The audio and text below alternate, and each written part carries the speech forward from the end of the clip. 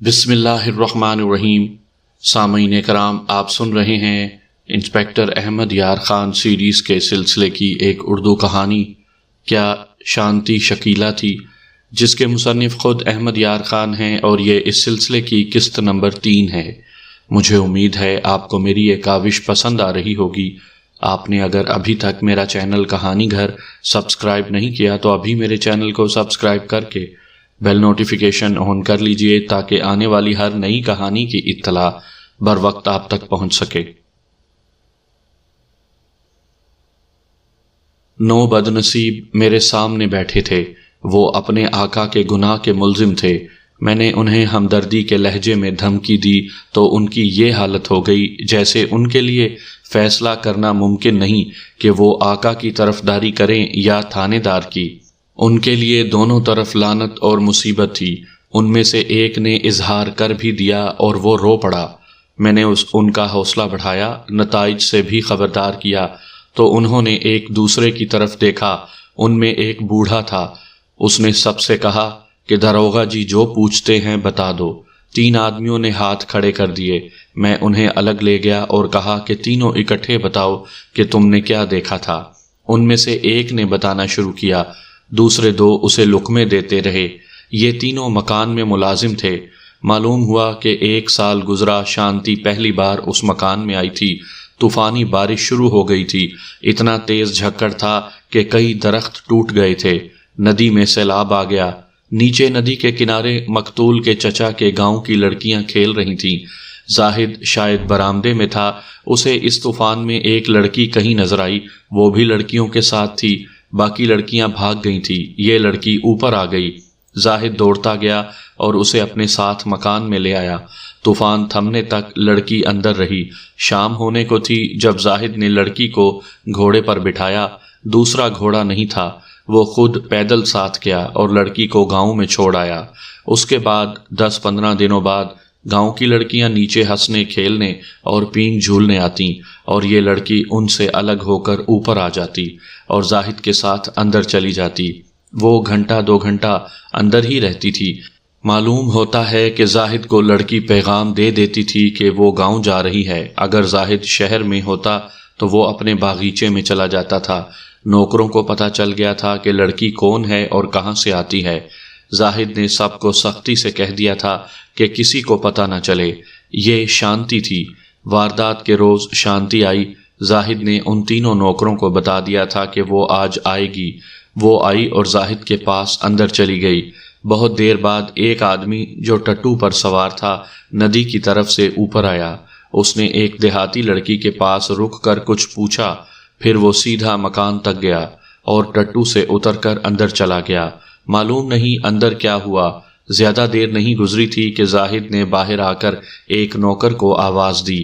نوکر آیا تو زاہد نے اسے کچھ کہا۔ نوکر ٹٹو لے کر چلا گیا۔ اس سے پہلے شانتی باہر نکلی اور نیچے چلی گئی تھی۔ زاہد نے ان 3 میں سے 2 نوکروں کو بلایا۔ وہ اندر گئے تو فرش پر وہ آدمی پڑا تھا جو ٹٹو پر سوار آیا تھا۔ زاہد نے انہیں کہا کہ یہ لاش اٹھا کر فلاں کمرے میں چھپا دو۔ سورج غروب ہونے کے بعد جب اندھیرا گہرا ہو جائے تو کہیں دور پھینک آنا۔ زاہد نے نوکروں کو ایک تھیلی دکھائی اور کہا کہ یہ تم تینوں خاموشی سے آپس میں بانٹ لینا۔ وہ نوکر جو ٹٹو لے کر گیا تھا اس کا بھی کسی طرح ذکر آ گیا۔ زاہد نے کہا کہ وہ نوکر اپنا حصہ لے گیا ہے۔ یہ حصہ ٹٹو کی صورت میں تھا۔ وہ نوکر کسی دور کے گاؤں میں ٹٹو بیچنے کے لیے چلا گیا تھا۔ وہ ابھی تک واپس نہیں آیا تھا۔ ان تینوں نے مجھے اس کا نام اور گاؤں وغیرہ بتا دیا۔ شام اندھیری ہو گئی تو یہ تینوں نوکر مقتول کی لاش کو زاہد کے گھوڑے پر ڈال کر چل پڑے اور وہاں جا پھینکی جہاں سے برآمد ہوئی تھی۔ وہ باغیچے تک ابھی واپس نہیں پہنچے تھے کہ موسلا دھار بارش شروع ہو گئی۔ ان تینوں نے مقتول کی رقم آپس میں بانٹ لی تھی۔ انہیں یہ معلوم نہیں تھا کہ مقتول کو کس طرح قتل کیا گیا، کب قتل کیا گیا اور کس نے کیا تھا۔ ان کے بیان کے مطابق اندر کوئی اور نوکر نہیں تھا۔ قتل زاہد نے خود کیا ہوگا۔ اس بیان کے بعد انہوں نے اپنی مجبوریوں اور غربت کی داستان سنانی شروع کر دی۔ وہ التجائیں کر رہے تھے کہ انہیں غریب اور مجبور سمجھ کر بخش دیا جائے۔ انہوں نے اس خطرے کا اظہار بھی کیا کہ زاہد کا باپ انہیں بیان دینے کی بڑی سخت سزا دے گا۔ میں نے انہیں تسلی دلاسا دیا اور وعدہ کیا کہ پولیس ان کی حفاظت کرے گی۔ میں نے دوسرے نوکروں سے بھی پوچھ گچھ کی، ان سے ان 3 افراد کے بیانوں کے بعض حصوں کی تصدیق ہو گئی۔ کچھ ضروری نکتے میری جرح اور سوال در سوال سے واضح ہو گئے اور زاہد کے خلاف تمام شکوک یقین میں بدل گئے۔ رات کا آخری پہر تھا، میں نے نہ کسی کو اونگنے دیا نہ خود اونگنے کی سوچی۔ لوہا لال سرخ تھا، میں فوراً اسے ضربیں لگا کر اپنے مطلب کی شکل دینا چاہتا تھا۔ یہ غریب بھوکے تھے۔ میں نے ASI سے کہا کہ جہاں سے بھی اور جس طرح بھی ہو ان کے لیے کھانے اور چائے کا انتظام کرو۔ میں اپنے دفتر میں گیا۔ زاہد کرسی پر بیٹھا اونگ رہا تھا۔ ایک کانسٹیبل نے ہتھکڑی کی زنجیریں پکڑ رکھی تھیں۔ زاہد سونے لگتا تھا تو کانسٹیبل زنجیر کو جھٹکا دے کر اسے جگا دیتا تھا۔ وہ صرف جوان ہی نہیں، شہزادہ بھی تھا۔ یہ اذیت اور ذلت اس کے کبھی تصور میں بھی نہ آئی ہوگی۔ میں نے ہتھکڑی کھلوا دی اور کانسٹیبل کو باہر نکال دیا۔ زاہد جیسے مر ہی گیا تھا، اس کا سر ڈول رہا تھا۔ زاہد بھائی، میں نے اسے کہا، اب تم کچھ نہ کہو تو بھی میری تفتیش مکمل ہو چکی ہے۔ تم نے ایک ہندو لڑکی پر بھروسہ کیا، اس نے ذرا سی بھی دیر نہیں لگائی، سب کچھ اگل دیا ہے۔ اس نے کیا کہا ہے؟ اس نے پوچھا۔ جو تم کرتے رہے اور جو تم نے کیا اس نے بتا دیا۔ میں نے کہا، کیا تم ایک بہن سے توقع رکھ سکتے ہو کہ وہ اپنے سگے بھائی کے قتل پر پردہ ڈالے رکھے گی، اور تم نے ان نوکروں چاکروں پر بھروسہ کیے رکھا؟ تم دل کو یہ تسلی دیے بیٹھے ہو کہ تمہارا وہ آدمی ہمیں نہیں مل سکے گا جو مقتول کا ٹٹو لے گیا ہے۔ میں نے اس کا نام اور اس کے گاؤں کا اسے بتا دیا اور کہا وہ کل یہاں ٹٹو سمیت آ جائے گا۔ تم نے مجھ پر گولی چلانے کے لیے ریوالور نکالا اور حراست سے بھاگنے کی کوشش بھی کی۔ اگر تم اقبال جرم کر لو تو میں تمہارے باقی 2 جرم مقدمے میں شامل نہیں کروں گا۔ وہ ضد کر رہا تھا کہ میں اسے پہلے یہ بتاؤں کہ شانتی نے کیا بیان دیا ہے۔ میں اسے بتا نہیں رہا تھا۔ بتاتا کیا؟ شانتی کے ساتھ تو ابھی میری بات ہی نہیں ہوئی تھی۔ سنو ملک صاحب، اس نے کہا، آپ معمولی سے تھانے دار ہیں۔ داروغہ کی حیثیت ہم جانتے ہیں کہ کیا ہوتی ہے۔ آپ جیسے 4 داروغے مل کر ساری عمر اتنا نہیں کما سکتے جتنا میں آپ کو 1 منٹ میں دے دوں گا۔ اگر آپ رقم کو ہاتھ میں لینے سے ڈرتے ہیں تو مجھے اپنے گھر کا پتہ بتائیں، رقم وہاں پہنچ جائے گی۔ اگر اس سے دگنی رقم میرے آگے رکھ دو تو بھی میں تمہیں یہاں سے نہیں نکالوں گا۔ میں نے کہا، تمہیں مسلمان سمجھ کر تمہارے ساتھ دوستانہ باتیں کر رہا ہوں، مجھے اب تمہارے بیان کی ضرورت ہی نہیں۔ اتنا نیک بننے کی کوشش نہ کرو ملک صاحب، اس نے جاگیرداروں کی طرح کہا۔ آپ جیسے تھانے دار میرے دروازے پر آ کر بیٹھا کرتے ہیں۔ بتاؤ کیا لیتے ہو؟ صبح پوری رقم مل جائے گی۔ لکھ دو مقتول کو رہزنوں نے قتل کیا ہے۔ میں رہزن کہاں سے لاؤں گا؟ میں نے پوچھا۔ صرف لکھ دینے سے میرا کام ختم نہیں ہوتا، گورنمنٹ قاتل مانگے گی۔ اس نے کچھ دیر سوچ کر کہا، رہزن میں دوں گا، آپ ڈھیلا سا مقدمہ بنا لینا، بری ہم کروا لیں گے، آپ کا فرض پورا ہو جائے گا۔ میں نے کانسٹیبل کو بلا کر کہا، اسے بند کر دو۔ کانسٹیبل اسے اٹھانے لگا تو اس نے کہا، ملک صاحب آپ پچھتائیں گے، پہاڑوں سے ٹکر نہ لو، اپنی قسمت اپنے ہاتھوں برباد نہ کرو۔ اتنی رقم دوں گا جو آپ کا خاندان آرام سے ساری عمر کھاتا رہے گا، ورنہ آپ کا خاندان ساری عمر پچھتاتا رہے گا کہ ملک احمد یار خان کہاں ہے۔ میرے اشارے پر کانسٹیبل اسے گھسیٹ کر لے گیا اور حوالات میں بند کر دیا۔ میں پچھلے کمرے میں گیا تو شانتی بینچ پر اس طرح بیٹھی تھی کہ اس کے پاؤں بینچ پر تھے، اس نے سر گھٹنوں میں دے رکھا تھا، اس کا سارا جسم کانپ رہا تھا۔ میرے قدموں کی آہٹ پر اس نے سر اٹھایا اور مجھے دیکھا۔ اس بھیانک کمرے نے، کھوپڑی اور ہڈیوں نے اور 2 کانسٹیبلوں نے باری باری اندر جا کر اور اسے صرف گھور گھور کر اس کے اعصاب توڑ ڈالے تھے۔ ان حالات میں نیند کا تو سوال ہی پیدا نہیں ہوتا تھا۔ اس کے ساتھ وہ خوفناک راز وہ چھپانے کی کوشش کر رہی تھی، اسے زہریلے سانپ کی طرح ڈنک مار رہا تھا۔ مجھے دیکھتے ہی وہ جلدی سے اٹھی اور میرے پاؤں میں گر پڑی۔ اس نے میرے پاؤں پکڑ لیے، پھر میری ٹانگوں کے ساتھ لپٹ کر سر میرے ایک گھٹنے کے ساتھ لگا کر کچھ کہے بغیر کانپنے لگی۔ میں نے اسے اٹھایا۔ مجھے یہاں سے نکالو، مجھے یہاں سے نکالو، اس نے ہاتھ جوڑ کر کہا۔ مجھے پھانسی دے دو۔ میں نے اسے بینچ پر بٹھا دیا اور اس کے پاس بیٹھ کر پوچھا، تمہارے بھائی کو کس نے قتل کیا ہے؟ پہلے یہاں سے نکالو۔ اس نے دونوں ہاتھ میرے گھٹنوں پر رکھ کر کہا، میں جھوٹ نہیں بولوں گی۔ پہلے بتاؤ تمہارے بھائی کو کس نے قتل کیا ہے؟ میں نے اپنا سوال دہرایا۔ میں نے، اس نے خوفزدہ لہجے میں کانپتی ہوئی آواز میں کہا، اپنے بھائی کو میں نے قتل کیا ہے۔ میرے لیے یہ جواب قابل قبول نہیں تھا۔ یہ لڑکی اتنی دلیر نہیں ہو سکتی تھی کہ کسی کو قتل کر دے، اور وہ بھی اپنے بھائی کو۔ وہ زاہد کو بچانے کی کوشش کر رہی تھی۔ یہ محبت کی شدت تھی۔ تم اپنا وعدہ پورا نہیں کر رہی۔ میں اپنا وعدہ پورا نہیں کروں گا، میں نے اسے کہا۔ جھوٹ بولتی رہو اور اسی کمرے میں پڑی رہو۔ دیکھ لو تمہاری کیا حالت ہو گئی ہے۔ کہہ دو کہ تمہارے بھائی کو زاہد نے قتل کیا ہے۔ وہ اپنے مذہب کی جس قدر قسمیں کھا سکتی تھی اس نے کھائیں۔ میں نے آخر یہ سوچا کہ اس کی بات سن تو لوں۔ باہر مسجدوں میں اذانیں شروع ہو گئی تھیں۔ میں نے کانسٹیبل کو اندر بلا کر کہا کہ وہ دودھ گرم کر کے اور اس میں چینی ڈال کر ایک گلاس لے آئے۔ شانتی کے دل سے خوف دور کرنے کے لیے میں نے کچھ باتیں کی۔ کھوپڑی اور ہڈیاں خود اٹھا کر ایک کونے میں رکھ دیں۔ یہ کرشمہ اس کھوپڑی اور ہڈیوں کا تھا۔ انہوں نے لڑکی پر اتنا خوف طاری کیا تھا کہ اس نے اقبال جرم کر لیا۔ میں نے اسے کہا کہ وہ بات وہاں سے شروع کرے جہاں سے اس کی دوستی شروع ہوئی تھی۔ وہ بولتی گئی، میں سوال کرتا گیا اور جرم کی کہانی مکمل ہو گئی۔ جب کہانی مکمل ہوئی اس وقت صبح کے 9 بجنے والے تھے۔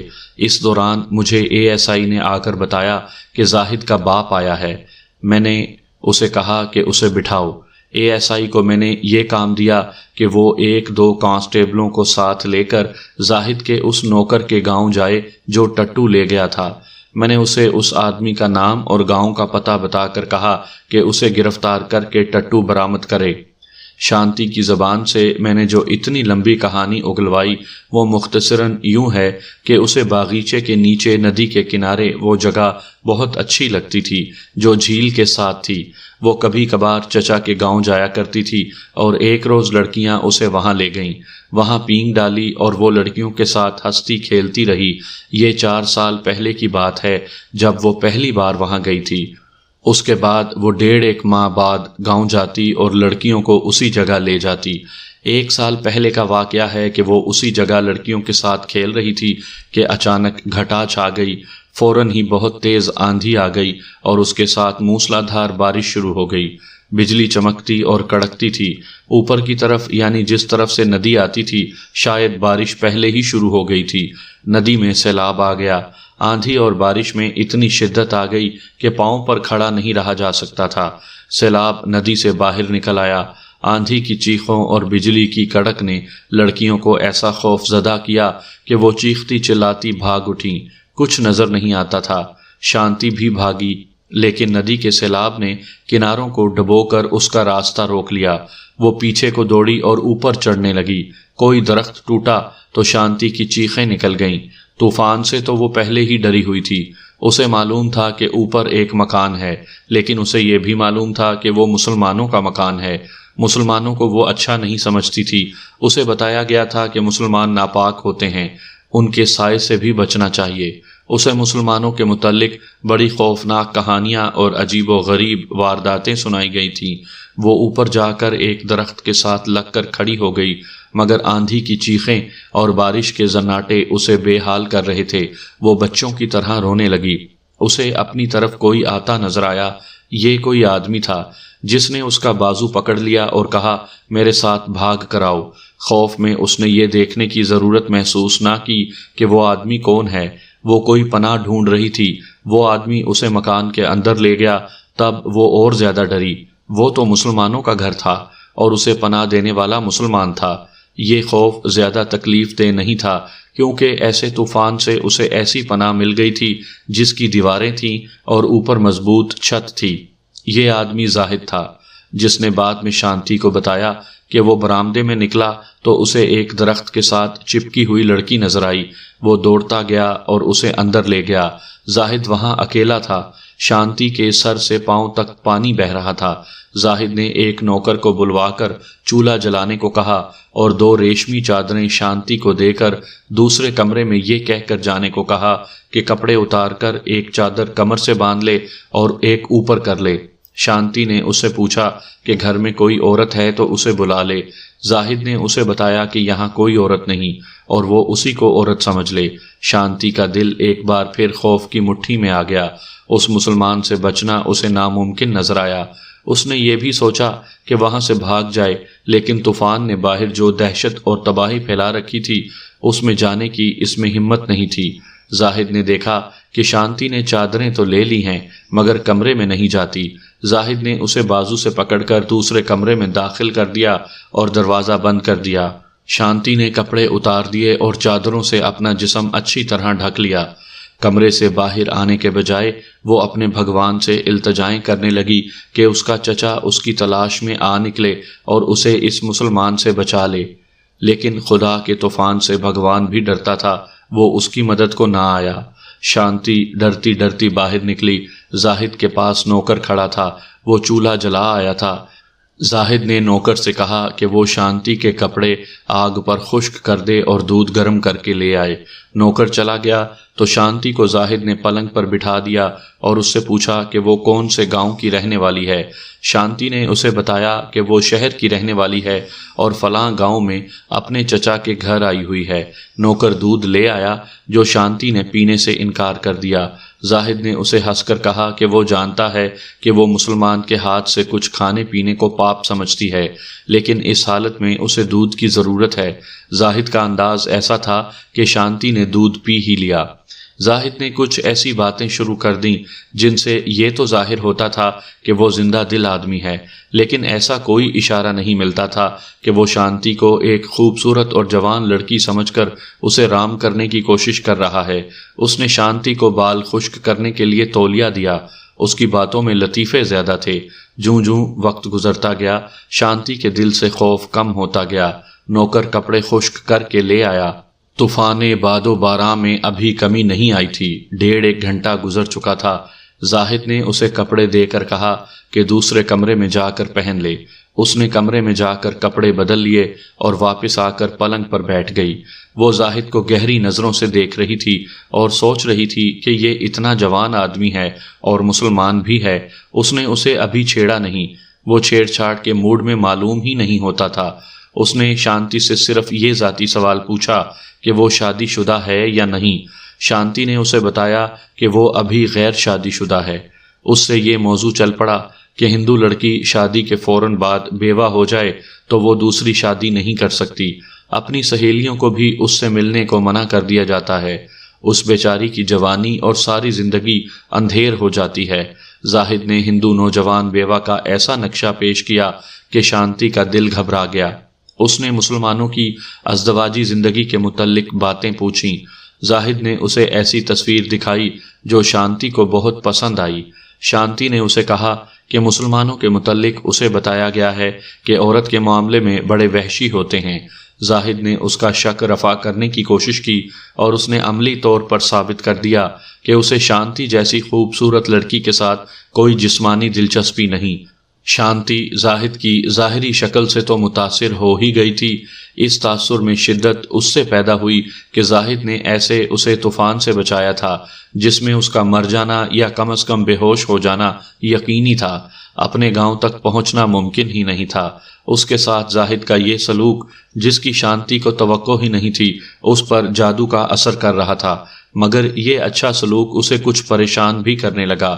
وہ زاہد کا رویہ اور سلوک دیکھتے ہوئے بھی یقین نہیں کر سکتی تھی کہ یہ مسلمان اس پر دست درازی نہیں کرے گا۔ زاہد نے اسے اتنا بے تکلف کر لیا تھا کہ وہ بول ہی پڑی، کہنے لگی، میں مان نہیں سکتی کہ تم مجھے اس طرح گاؤں پہنچا دو گے جس طرح باہر سے لائے تھے۔ شانتی نے اپنے متعلق بتایا کہ اسے اپنی خوبصورتی پر ناز تھا اور اسے احساس تھا کہ لوگ اسے رک رک کر دیکھا کرتے ہیں۔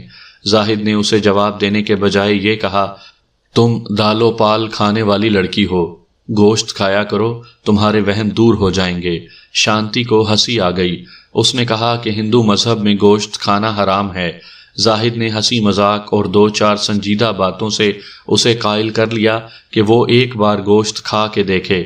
زاہد نے ایک روز پہلے بہت سے پرندے مارے تھے جو اس نے روسٹ کروا کے رکھے ہوئے تھے۔ اس نے نوکر سے وہ گرم کروائے۔ شانتی نے اپنے بیان میں مجھے بتایا کہ زندگی میں پہلی بار اس کے سامنے گوشت آیا تو اس کا پسینہ نکل گیا۔ گوشت کو ہاتھ بھی لگانا پاپ تھا۔ وہ بتا نہیں سکتی تھی کہ زاہد نے اسے کس طرح منا لیا کہ اس نے گوشت میں منہ ڈال لیا۔ پھر وہ 2 پرندے کھا گئی۔ ایسی لذت اور ایسے ذائقے سے وہ ہمیشہ محروم رہی تھی۔ اسے گوشت بہت ہی پسند آیا۔ اس نے زاہد کے ساتھ کھانا بھی کھایا۔ پھر طوفان تھم گیا اور جب بارش بھی رک گئی تو زاہد نے شانتی سے کہا کہ اٹھو چلیں۔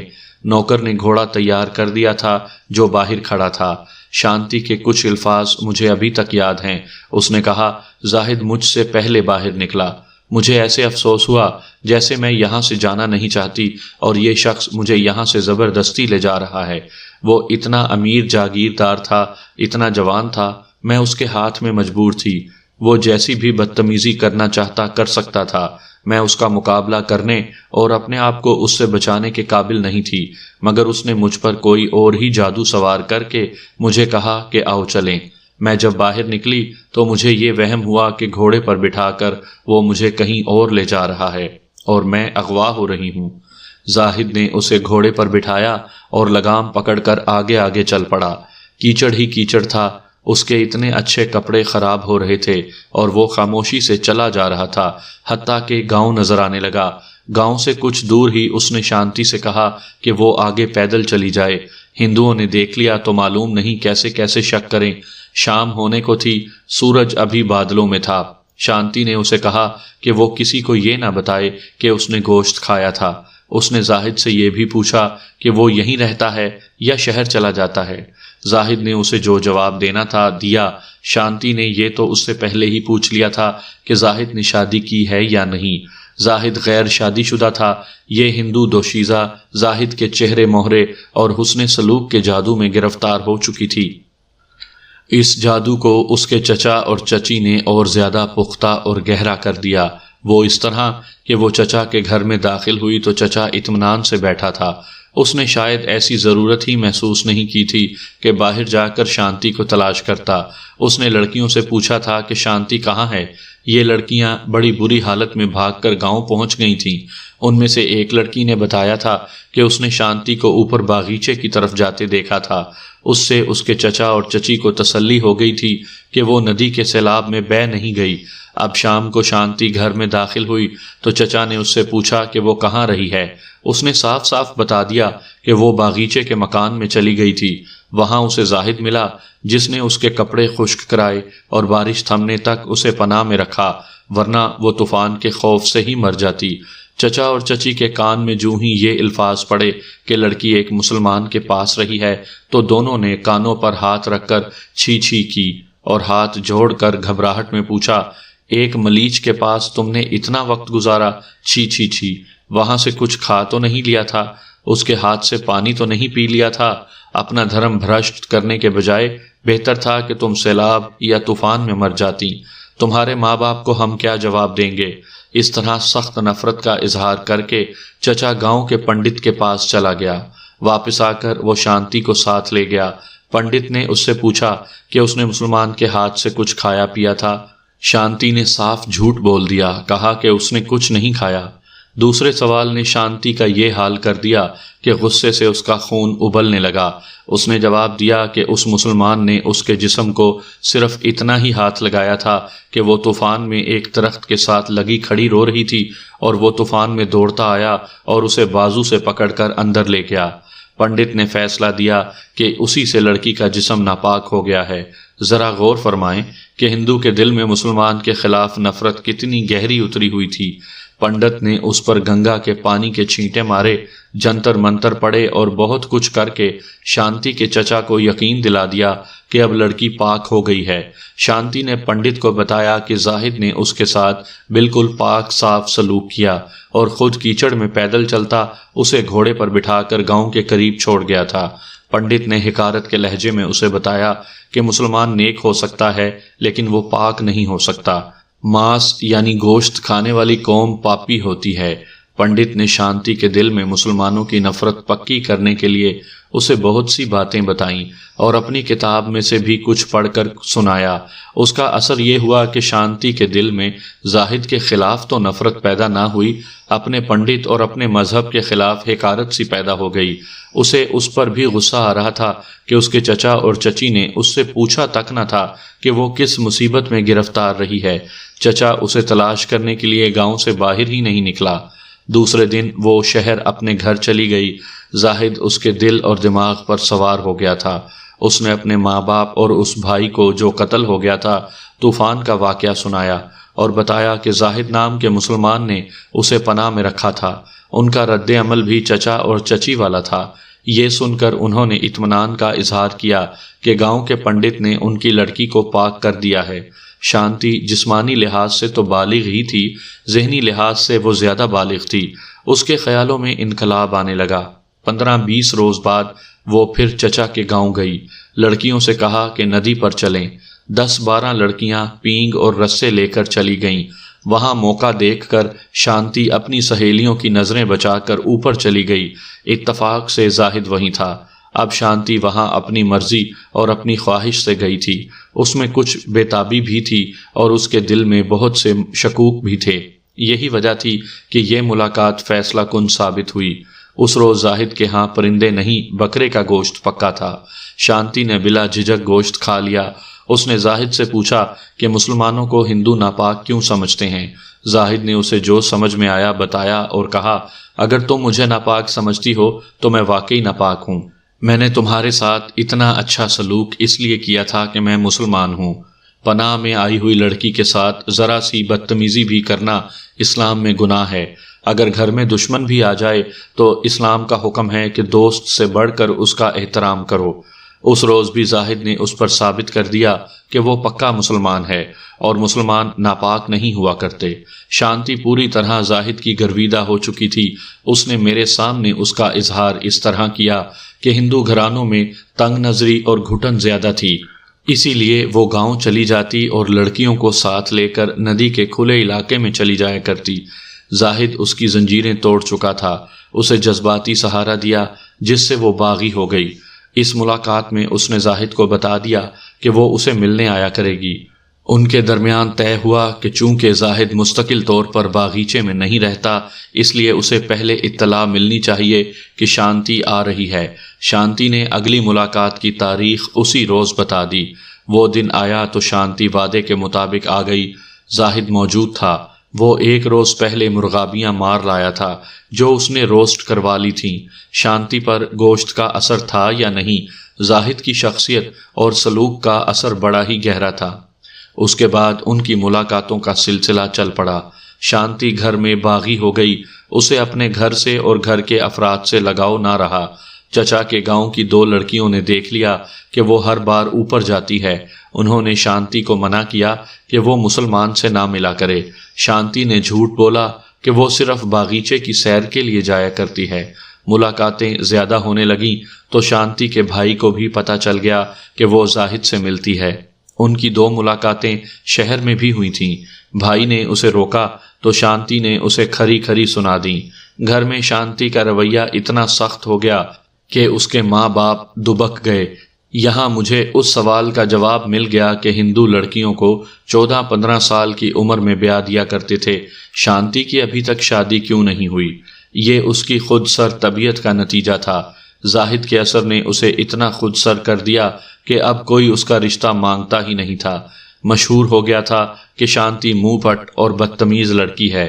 اپنے بھائی یعنی مقتول کے ساتھ اس کی بول چال اتنی ہی رہ گئی تھی کہ کوئی مطلب کی بات مجبوراً کرنی ہوتی تو دونوں کے درمیان ہوں ہاں ہو جایا کرتی۔ باپ تک کو وہ پلے نہیں باندھتی تھی۔ اسے دراصل زاہد نے دلیر بنا دیا تھا۔ اس کا بھائی اسے اکثر کہا کرتا تھا کہ زاہد میں یہی خرابی نہیں کہ وہ مسلمان ہے، بلکہ وہ بدکار مسلمان ہے۔ شانتی نے یہ کبھی بھی اس کے سامنے اقبال نہیں کیا تھا کہ وہ زاہد سے ملتی ہے۔ ایک روز شانتی چچا کے گاؤں گئی۔ اس گاؤں کی ایک غریب سی لڑکی اسے ملی اور اسے الگ لے جا کر بہت روئی۔ اس نے شانتی کو بتایا کہ اس کا باپ شانتی کے باپ کا مقروض ہے۔ چند دن گزرے، شانتی کا بھائی اس لڑکی کے باپ سے سود وصول کرنے گیا۔ یہ لڑکی گاؤں سے تھوڑی دور کھیتوں میں کچھ کر رہی تھی۔ شانتی کے بھائی نے اس پر دست درازی کی اور یہ لالچ بھی دیا کہ وہ اس کے باپ کا بہت سارا سود معاف کر دے گا۔ لڑکی نے بڑی مشکل سے اس سے اپنی عزت بچائی۔ اس نے اپنے باپ سے اس واقعے کا ذکر نہ کیا۔ وہ بہت پریشان تھی، کہتی تھی کہ وہ لوگ اس کے بھائی کے مقروض ہیں، جب تک قرض ادا نہیں ہوگا بھائی اسے پریشان کرتا رہے گا۔ شانتی کو بہت غصہ آیا، اس کے دل میں بھائی کی نفرت بیٹھ گئی۔ اس روز بھی وہ زاہد کو باغیچے میں ملی تھی۔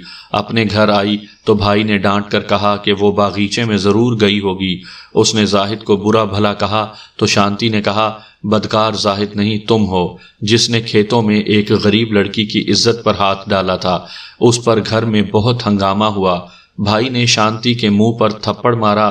وہ دبلا پتلا آدمی تھا۔ شانتی نے اس پر حملہ کر دیا اور اس کی گردن پکڑ لی۔ بھائی نے دونوں ہاتھوں میں اس کے بال پکڑ کر کھینچے۔